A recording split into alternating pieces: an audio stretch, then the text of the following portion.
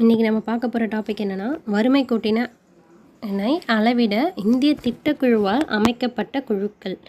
இந்திய திட்டக்குழு வந்து வறுமையை குறைக்கிறதுக்கு என்னென்ன குழுக்கள் அமைச்சிருக்காங்க அதை தான் பார்க்க போகிறோம். ஃபஸ்ட்டு பார்க்க போகிறது அலக் கமிட்டி 1979. இக்கமிட்டி 1979 வைகே அலக் என்பவரின் தலைமையில் அமைக்கப்பட்டது. இக்கமிட்டி தனிநபர் ஒருவரின் உட்கொள்ளும் உணவின் கலோரி அடிப்படையில் வறுமை கோட்டை அளவிட்டது. எப்படி அளவிட்டிருக்காங்கன்னா, ஒரு தனிநபர் வந்து உட்கொள்கிற கலோரியின் அளவில் அதோட வறுமை கோட்டை அளவிட்டிருக்காங்க. கிராமப்புறங்களில் வாழ்பவர்கள், கிராமப்புறத்தில் இருக்கவங்க நாள் ஒன்றுக்கு எவ்வளோ கலோரிகள் எடுத்துக்கணும், 2400 கலோரியும். அதே நகரங்களில் வாழ்கிறவங்க நாளொன்றுக்கு 2100 கலோரியும் குறைவாக, அந்த 2100க்கு கம்மியாக பெற்றிருந்தாங்கன்னா அவங்க வறுமை கோட்டு கீழே இருக்காங்க அப்படின்னு சொல்லிட்டு அலக் வந்து சொல்லியிருக்காரு. நெக்ஸ்ட் வந்து லக்டவாலா கமிட்டி. இது செப்டம்பர் மாதம் 1989. அலக் கமிட்டி 1979, லக்டவாலா கமிட்டி 1989 செப்டம்பர் மாதம்.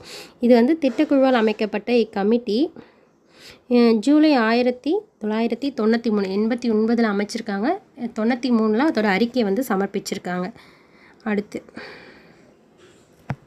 வந்து பார்த்திங்கன்னா, இது வந்து கிராமங்களில் வாழ்பவர்கள் வந்து 2400 கலோரியும், நகரங்களில் வாழ்கிறவங்க 2100. அலக் என்ன சொன்னாரோ அதே தான் இந்த லக்டவாலா கமிட்டியும் சொல்லியிருக்காங்க. கமிட்டியின் அறிக்கை எப்போனா 1993 to 1994 படி இந்தியாவில் வறுமை கோட்டிற்கு கீழ் வாழ்பவர்களுடைய எண்ணிக்கை எவ்வளோவா சொல்லியிருக்காங்கன்னா 36% ஆகும் அப்படின்னு சொல்லியிருக்காங்க. நெக்ஸ்ட்டு வந்து 1 minute. நெக்ஸ்ட்டு பார்க்கலாம். நெக்ஸ்ட்டு நம்ம பார்க்க போகிற கமிட்டி எதுனா டெண்டுல்கர் கமிட்டி. இது வந்து டிசம்பர் மாதம் 2005 அமைச்சது.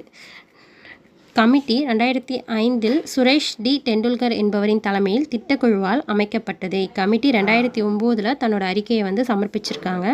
இக்கமிட்டி கிராமப்புறங்களில் நாளொன்றுக்கு 27 ரூபாய்க்கு குறைவாகவும், நகர்ப்புறங்களில் 33 ரூபாய்க்கு குறைவாகவும், 33 ரூபாய்க்கு குறைவாகும். கிராமப்புறத்தில் எவ்வளோனா 27, நகர்ப்புறத்தில் 33. இந்த ரேட் ரொம்ப முக்கியம், ஏன்னா ப்ரீவியஸில் கேட்டிருக்காங்க. வறுமை கோட்டிற்கு கீழ் வாழ்பவர்கள் என கணக்கிடப்பட்டது. முன்னாடி அலக்கும் லக்டவாலாவும் கலோரியின் மதிப்பை வச்சு வறுமை கோட்டை கணக்கிட்டாங்க. டெண்டுல்கர் என்ன பண்ணுறாருன்னா பணத்தின் மதிப்பை வச்சு கணக்கிட்டிருக்காரு.